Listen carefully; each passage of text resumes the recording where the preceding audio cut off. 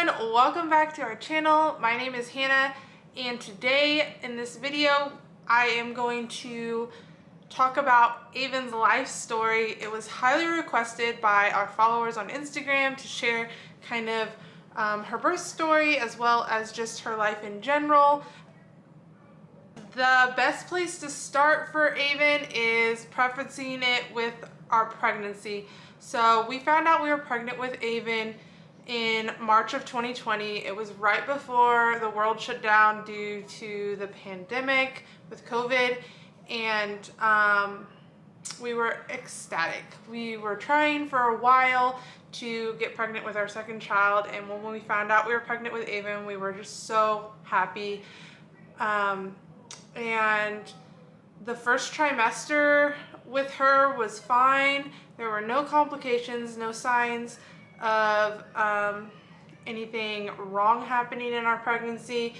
It wasn't until our 20-week scan, our anatomy scan, that the doctors found something that they were concerned about.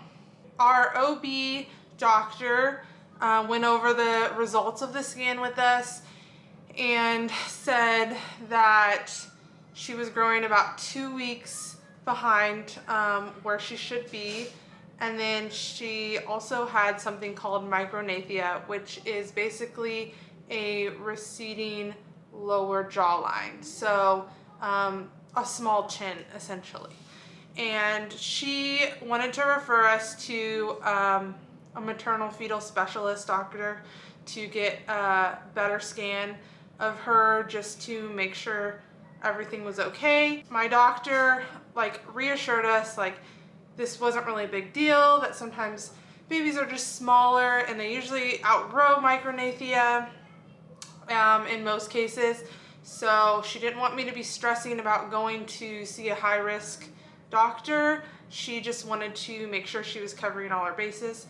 And so I left that appointment feeling fine. I wasn't stressing about it because my doctor wasn't stressing about it. And so about 2 weeks later, we went to see the maternal fetal specialist doctor, and they did about an hour-long ultrasound of Avynn, just really checking all of her organs thoroughly.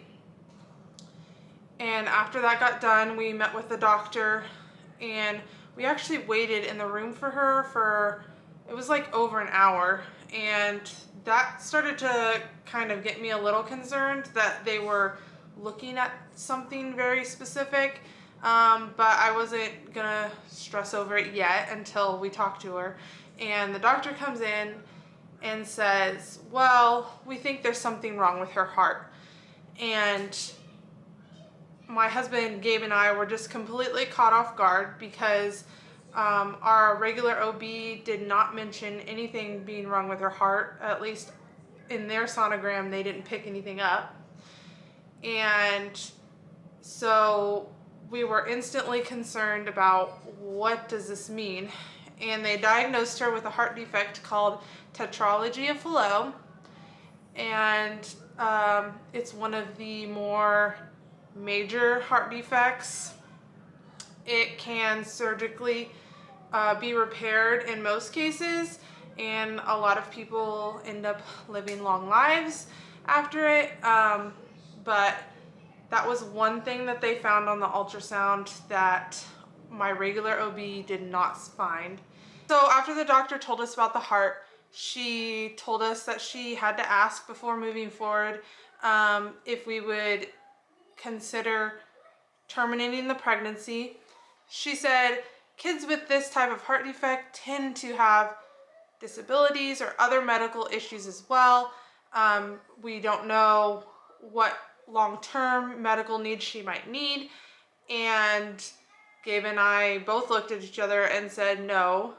At this point, I was already 26 weeks pregnant, which you would consider to be a viable pregnancy by now. And so we decided to move forward and be put in the high risk category. And so the rest of the pregnancy was filled with multiple ultrasounds. When I hit 30 weeks pregnant, I had 2 ultrasounds done a week at their office to monitor her growth and to make sure she was still growing and on track with where she needed to be. And they had referred us to the children's hospital that is about 3 hours away from where we live to deliver there. They weren't sure if she was going to need heart surgery right away after she was born or not, so they wanted us to be in the best place possible to get that done. We do not have any pediatric heart surgeons where we live that could do this type of surgery if they needed to. So we arranged for us to get induced and have Avynn at this children's hospital. At about 37 weeks, we moved up there, and temporarily we moved up there. So once we were up at the children's hospital, we had all-day appointment scheduled the day after we got there, and during that time we had scheduled the induction for a week after we had arrived, but during those appointments, Avynn was not moving as much as she should, and they had decided, well, it looks like we want you to have the baby today because she's very, very sleepy. That's an early indication that she's not thriving right now inside of you. And so we need to get her out, and yeah, so that was that. So we had her a week earlier than we had been planned to be induced. At about 37.5 weeks, she was born on November 18th of 2020. And to our surprise, she was able to breathe on her own.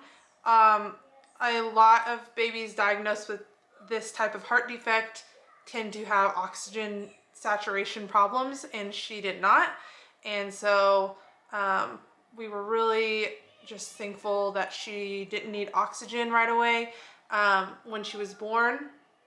After she was born, they did their evaluations on her, and they came back and told us, well, did you know that she had a cleft palate?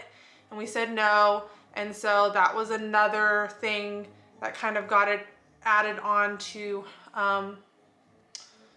her list of birth defects that we had.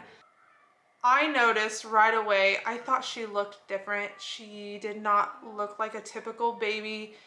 I thought maybe it was because of her smaller chin. She looked different, but there was also some other features about her that just wasn't normal looking. And so that was concerning to me.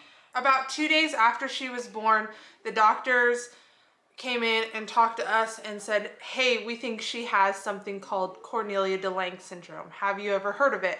And we said no. And they said, well, it's extremely rare. We want to do some genetic testing to see if this is what she has. And we would take her blood as well as you and your husband's to cross-reference each other to see if you and your husband are carriers of this specific syndrome. Gabe and I, being new parents again, we didn't want to believe our daughter had this syndrome. Of course, the first thing we do is Google it, and we're trying to figure out what the syndrome is, what does it mean for our daughter. And as soon as I saw the pictures of some of the kids that had CDLS, I kind of knew in my heart that I think she did have that, because she had the physical characteristics of a child with CDLS. So a few days after, I decided to join a Facebook group that had CDLS parents in it to get more information just on the syndrome itself. The genetic results weren't going to be ready for about a month, so we weren't going to have any answers until after we would bring her home. During that time, she had feeding issues because of her cleft palate and her micronathia of her small chin. And so we ultimately decided to get a feeding tube put in a G tube, is what we call them, when we were in the NICU, because we knew it was going to be very difficult for her to feed orally by mouth. We weren't giving up on it completely. We were planning on continuing to try to help her eat by mouth at home, but we knew that she was going to need to get nutrition another way. Once we brought her home, we pretty much were in survival mode, trying to navigate a child with a feeding tube. And then also we have our older son, who was 2 at the time, almost 3, and him finally understanding that he has a sister now and navigating life with 2 children. So we spent for the first 2 months just kind of in survival mode, trying to figure everything out and manage all of her specialist appointments between here where we live and then also at the children's hospital. Once we came home after a few months, we realized Avynn had a problem with reflux. She would basically every single day, several times a day, projectile vomit her milk out her mouth, out her nose. Part of it, I think, came out of her nose was because of her cleft palate. There was nowhere for it to go other than that direction. So we started working with a GI doctor that got her on some medication to help kind of manage it. And so we kind of were just navigating that and trying to keep her as comfortable as we could. But that was probably one of her biggest struggles her entire life, was her severe reflux. And kids with CDLS often have reflux to some extent. Some is more mild cases, and in other cases it's more severe, like in Avynn's case. And when she had her G-tube surgery, there's another surgery that they typically do called a Nissen fundoplication, I think is how you say it. Basically, it's where they tighten the splinter down in your esophagus so food can't come back up to cause you to reflux. But Avynn did not have that surgery done at the time. Our hospital didn't feel it was necessary. I wish we would have done it then, but we didn't know the extent of her reflux until after we had brought her home.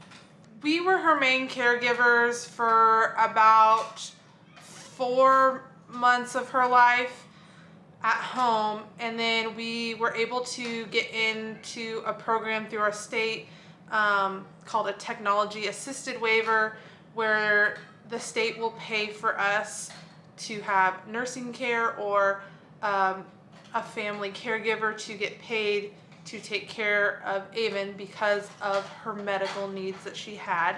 She qualified for this program. And so we had a family friend that we trained, and she became Avynn's full-time day caregiver. She worked Monday through Thursday during the work hours, so Gabe and I could go to work. I worked at my job for a few months after she had started, and then my job had laid me off. We kept our caregiver even after I lost my job because I needed to take care of our older son, August, during the day, and it is a lot to manage Avynn and August together because of Avynn's risk of aspirating, her reflux, and managing her feeding tube all the time and things like that. So we had help during the day, which was so beneficial to us, and we are forever grateful for that program. I'm thankful that we live in a state that offers something like that. Later in the story we get nursing care, but as well. And so Avynn really, from months 4 to months 8, she was doing okay. We were managing her reflux. She was growing. She was having physical therapy come every week and working on honing her skills. And we kind of were just in, thriving mode at this point. We were really impressed with her and how well we were able to stay out of the hospital, especially with COVID going on. None of us were getting sick, thankfully. And yeah, so everything was really great up until the end of July in 2021 is where everything kind of took a turn for the worse for Avynn medically.